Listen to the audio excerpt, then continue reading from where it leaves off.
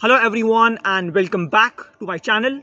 I am back with one more video which is specifically meant for students, and this video will talk about how can you start expanding your social circles. What are the groups of people that you must interact with so you can understand how the system works and how you can finally move out of your comfort zone. So the biggest group obviously is going to be students, but within that group of students, undergraduate students are a very interesting group of people. Here in Germany, when it comes to undergraduate degrees, the language of instruction is German. But you have people from all around the world, especially here in a TU, since it's a TU, right? So you have people from India and Pakistan, you have people from China, you have people from various parts of Africa, you have people from various parts of Europe. So interacting with them gives you an insight into the hardships that a person has to face when they have their studies in a language which is not a native language. Interacting with those people really gives you an opportunity to often mentor them and to often make them aware of the possible mistakes that they might make while they do their undergraduate.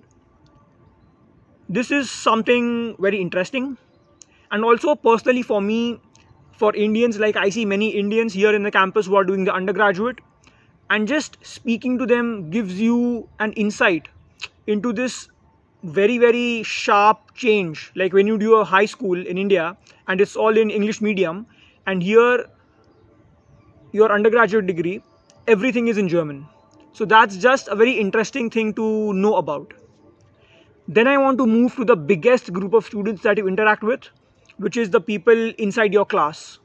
Now this is something very important, as what I have noticed is that people from South Asia, India, Pakistan, Bangladesh, they often make groups among themselves and they do not interact willingly with people from other parts of the world.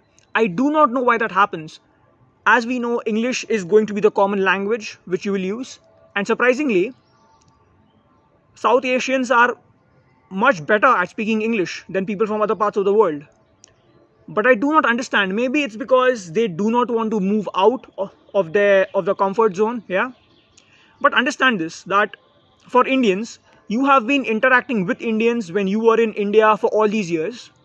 Now is the time. Now you have the opportunity to understand how people from other parts of the world think, how they function. You can learn a lot of things from other cultures, and you learn all this only by interacting with them on a daily basis. Yeah. So this is one of the major take home points of the video. Interact with people from other cultures inside your class. The next interesting group is master students who are senior to you by 1 or 2 semesters. Now these are a very intriguing group of people, because the first type of master students in your seniors are the ones who are doing a master's degree only for the sake of doing it. They are absolutely winging it. They do only what is needed. They do only the bare minimum what is asked of them. Do not listen to such people. Yeah. Do not take advice from such people. Instead, I want you to stalk people on LinkedIn. I want you to stalk your seniors on LinkedIn and find out people who are really doing it, who are really doing much more than what is asked of them, who really have an amazing CV, and they are doing things every month that help them to make their CV even better. You want to learn from such people. Yeah. You specifically want to approach them to mentor you, because just understand that these people also have made mistakes in the past, but the point is that they know what mistakes have they done. They know what they could have done in a better way. So they will always be ready to mentor you. Like I used to do this in my undergraduate degree. I do this even now. People have been taking my phone number from some of the other seniors, and they have been, asking me on WhatsApp, on WhatsApp call about some specific thing, how to prepare for IELTS, how to start writing papers. So your seniors will also do this with you if you ask them properly, if you approach them properly. So I want you to start talking with seniors who are really high performance students, let's just say. Yeah. Then there is a very big group of people, PhD students and postdocs. Obviously, this point is not very valid if you study in a Hochschule, which is a non-research centric system, or in a business school. But if you are in a TU is a research centric system. Research is the main focus of a TU. For example, in my department of the Material Science, Institute of Material Science here in TU Darmstadt, the number of PhDs and postdocs is very high. And now, since the last month, I am working in a research group for my internship, and I am having lunch with PhD students. I am often working with my guide who is a postdoc. Yeah. So talking to these people helps you in a lot of ways. For example, you often may have a question that when you do your master thesis, how do you decide the topic? What factors do you have to consider? Or when you want to do a PhD, how do you decide where do you want to do a PhD? You want to do a PhD with industry or with academia? Or what exact topic do you want to work on? How do you decide these things? They can help you. For example, just last week I was having lunch with a person in my group who has finished his PhD 2 months ago, and now he will start a postdoc. So I was just talking to him that how does he manage all this, because he comes from a country where scientific aptitude is not given much importance. So I was just trying to know how did he function, starting from a place where no one really cares about doing science to finishing a PhD in a very specific topic here in Germany. So this is the point, yeah. PhDs and postdocs are like 5 to 6 years older than you, so they understand how things work better, yeah, because they are in a phase of life where you are no longer a student, you are no longer, within a very safe structure of a master's or a bachelor's degree. The things that you have to focus on are very different. The responsibilities that you have are very different. So start talking with PhDs and postdocs. It's extremely helpful. Then I want to focus on the external events which have nothing to do with the place where you live or study. For example, after my exams ended in March, I had gone to Luxembourg, and there I had the chance to interact with some management, I would say some people who worked for a company known as McKinsey. Yeah, McKinsey is a management consultancy firm. They work for McKinsey. They were from the UK.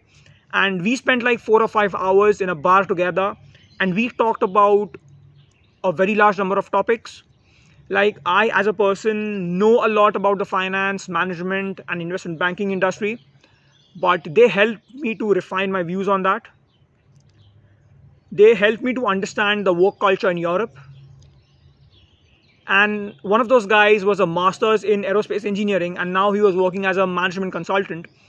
And I just learned a lot from him that day, that the base skills that are required for an effective, efficient person who is a management consultant, those skills are very similar to the basic skills which you utilize in engineering. So that's the point. I specifically want you to interact with people who are, let's just say, much older than you, and also work in some area which is very different from what you are studying. Then just last week I had gone to a South Indian festival or a South Indian event in Frankfurt, where I met these two people who got married like 2 years ago, and they both were software engineers, where they were working for an Indian software company, and now they have taken a transfer to the German branch of the company. And they were telling me about the problems they face because they are not finding German easy to learn. So that's like they have a problem, and now they're thinking of taking a transfer to some English speaking country within the same company. Understand one thing, that I just have become 24 years old, yeah, last week. And now that I think about it, once you go into 24, 25, 26, life begins to change very fast. The things that you consider important, not important, they change very fast. The amount of responsibility that you have to bear, that increases very fast. So when you talk to these people, PhDs, postdocs, young employees, yeah, you can see your future self and you can learn a lot. That how you can be more efficient when you are at that particular age. And I think this was last year. I had gone to an event in Frankfurt where I started talking with an investment banker who was Austrian, and she lived in Frankfurt and worked in Frankfurt. And I am a person who does have basic knowledge about various financial instruments, and we just started randomly talking about the 2008 housing financial episode, and we just randomly started talking about the movie The Big Short, which is based on that specific event. So like that's how things are working. You just go with the flow. You're gonna meet people, you start talking to people, you are going to speak to them about something, you may learn a lot of things from them. So that's just how things are working. Last month I went to a couple of open mic events in Frankfurt, and I met a few Indians there. They were those Indians that they had come to Germany searching for a job, and now they were working in Germany for like 2-3 years.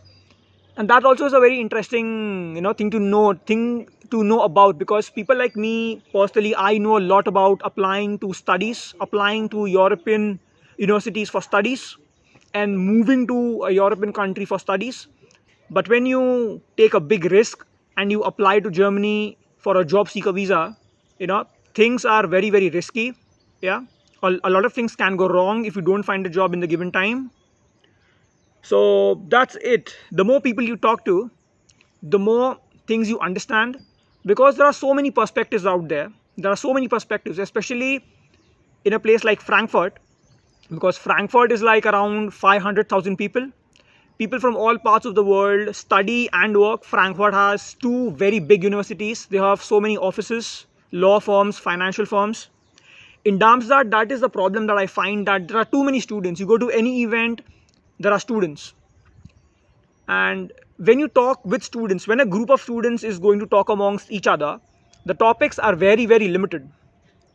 But when you have a mixture of people, a mixture of ages, yeah, there are so many things to learn about, to interact about. So that was all for this video. Yeah, I hope you guys were able to learn something from this video. Like, share, comment and subscribe, and also smash the bell icon so whenever I upload a video, you guys are immediately notified. Make sure you follow me on Instagram. My handle is Eastern Shark. The link will be there in the description. Also, I have made many videos about how to start applying to European universities, how to manage yourself as a student in Europe. The links are there in the description, and some of the links also have been appearing here somewhere. Make sure you watch those videos and you share those videos with any person who you know wants to send their son or daughter to Europe for studies, or they themselves are young people and they want to go to Europe for studies. And I will see you in another video. Bye.